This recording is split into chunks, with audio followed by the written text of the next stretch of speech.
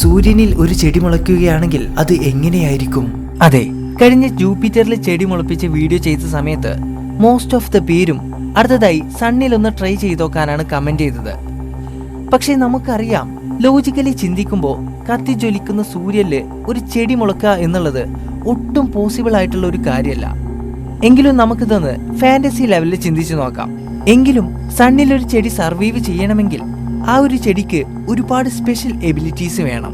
നമുക്കറിയാം, സൂര്യനിൽ അതിശക്തമായ ചൂടാണുള്ളത്. അതായത് സൂര്യന്റെ ഫോട്ടോസ്ഫിയർ എന്നറിയപ്പെടുന്ന സർഫസ് ഭാഗത്ത് 5500 ഡിഗ്രി സെൽഷ്യസും, എന്നാൽ അത് സൂര്യന്റെ അറ്റ്മോസ്ഫിയറിലേക്ക് വരുമ്പോൾ 2 മില്യൺ ഡിഗ്രി സെൽഷ്യസുമായി മാറും. കൂടാതെ visible light, infrared, ultraviolet, x ray, gamma ray എന്നീ ഇലക്ട്രോ മാഗ്നറ്റിക് വേവുകളും അതിശക്തമായ റേഡിയേഷൻസുമാണ് സൂര്യൻ പുറന്തള്ളപ്പെട്ടുകൊണ്ടിരിക്കുന്നത്. അതുകൊണ്ട് തന്നെ ഇത്തരം കാര്യങ്ങളെയൊക്കെ സൂര്യനിൽ മുളയ്ക്കുന്ന ചെടിക്ക് പ്രിവെന്റ് ചെയ്യാൻ കഴിവുണ്ടായിരിക്കണം. സോ അങ്ങനെയുള്ള ഒരു ചെടി നമുക്ക് ക്രിയേറ്റ് ചെയ്ത് നോക്കാം. നമ്മളിവിടെ ജെമിനി AI ഉപയോഗിച്ചാണ് ഇമേജ് ക്രിയേറ്റ് ചെയ്യുന്നത്. നമ്മൾ ജെമിനിയിൽ പ്രോംപ്റ്റ് കൊടുത്ത സമയത്ത് ഈ ഒരു ഇമേജാണ് നമുക്ക് ജെമിനി ക്രിയേറ്റ് ചെയ്ത് തന്നത്. സോ കഴിഞ്ഞ വീഡിയോയിൽ ഒരുപാട് പേര് പല പല ഗ്രഹങ്ങളിൽ ട്രൈ ചെയ്ത് നോക്കാൻ വേണ്ടി കമന്റ് ചെയ്തിരുന്നു.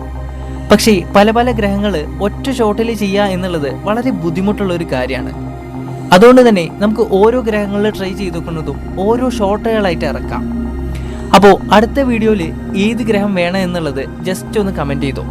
അപ്പോൾ കൂടുതൽ പേരും ഏത് ഗ്രഹമാണ് കമന്റ് ചെയ്യുന്നത് വെച്ചാൽ ആ ഒരു ഗ്രഹം നമുക്ക് അടുത്ത വീഡിയോയിൽ സെറ്റാക്കാം.